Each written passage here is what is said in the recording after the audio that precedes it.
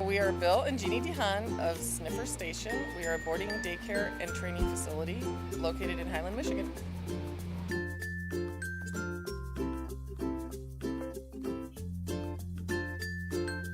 We adopted a dog who was brought in for euthanization. She was 10 months old and she had some health problems, and we took her on and had to actually get our hardwood floors refinished, so we had to put her in. It was the first dog we ever put in a boarding facility, and we noticed that from the 70s they had improved them a lot. We thought it might be a good business opportunity. We require an initial assessment where the dog comes in for an interview, basically, where they're by themselves for the first few minutes in an enclosed area. They can see the other dogs, they can sniff through the fence, and then we clear the yard next to that and then bring in one dog on a leash and introduce the new dog to the stable dog that we know. And then if that goes well and everybody's happy and they all sniff around and nobody gets upset, we introduce another dog and then just slowly increase the amount of dogs that come into the group until there's a group formed and we see what their social capacity is, and then they go out into daycare. So we don't automatically judge a dog by size. Some of our competitors will say a dog over 35 pounds has to go with the big dogs.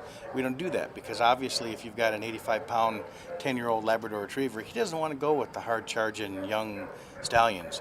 He'd like to go lay in the sun with dogs that are quiet, sometimes little dogs, sometimes big dogs, and just watch what's going on around them. The company's not that old, and so the head count of dogs has exploded dramatically over the year. We were excited when we got to 30 dogs, and then we thought 40 dogs was probably it, and now we've gone over 70 dogs. I think at the beginning we were overwhelmed more. Yeah. You just, even if we've been around dogs, and there'd be 100 dogs at a field trial and you're around them, but the owners are with them. They're all very they're controlled. On a leash, they're in control.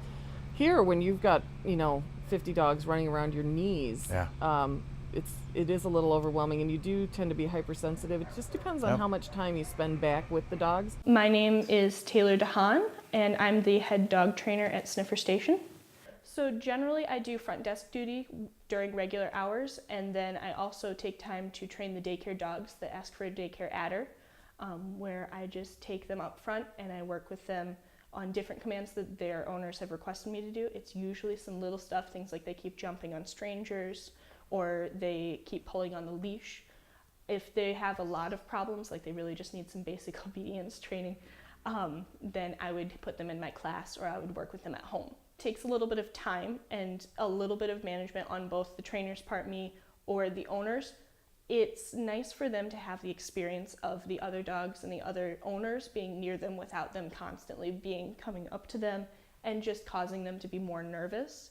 And so more it's just working through with time and with a little bit of patience than anything. You can't train a dog not to be afraid. You more have to make it very clear to them that this isn't a situation that needs to be afraid of, as well as it's something that's going to give them positive reinforcement treats. They're going to get lots of praise. They're going to get lots of love from the people that are there, so they don't need to worry. I'm in charge of food prep. I have to make breakfast, lunch, dinner for all of the boarding dogs. That can be anything from 15 dogs to 70, depending on how busy it is, if it's a holiday, if it's a weekend. We're pretty full on the weekends for the majority of the time. I have to make both dinners and breakfast at the same time. Usually we write the names on the bowls first, then go through and we have to do meds, we have to add pumpkin, we have to go through each and every owner's different style. There's everything from yogurt and bananas for breakfast to a full chicken spine I once had a dog had to eat. So it gets kind of weird sometimes, a little bit gross, but it takes a good bit of time out of my day to have to do all of that, as well as running back and forth, taking care of customers, checking in dogs, making sure all the information goes where it needs to go, putting med instructions on the board, as well as making sure their kennel is completely set up.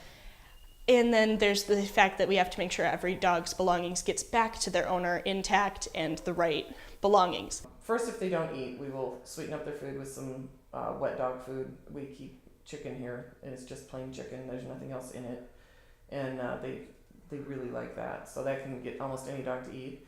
Then We will watch a dog if it has, stomach issues. We watch for continuation of it if it's going to keep going. If we need to, we'll isolate the dog. If it seems like it's continuing, we contact the owners, see if they would like us to take it to the vet, or if they would like to come get the dog. If it's a boarding dog, generally we will take it to the vet. If there's any sort of injury, we will contact the owners and then take them to the vet. That we have an emergency vet right down the road from us, or we will take it to the owner's own vet. It's been a very good experience. There are times when I've looked back and I said, what the heck have I done? This, but all in all, I think we find it to be very rewarding. We've had some huge challenges. And it's a 7-day-a-week job. Holidays, you don't get a day off in this business. Almost without exception, every single customer that comes in the door is really glad to see us. And there's very few businesses that have that kind of a pattern to even hope for. Generally, if there ever is a problem, there's a system we can put in place to prevent it in the future. We've just been, morphing as we go. Conversely of our competition, we focus on giving the dogs a lot of time to be dogs. A lot of socialization, a lot of exercise, a lot of interaction with other people. And we believe that that helps them become better citizens in the home or in the community with all that socialization.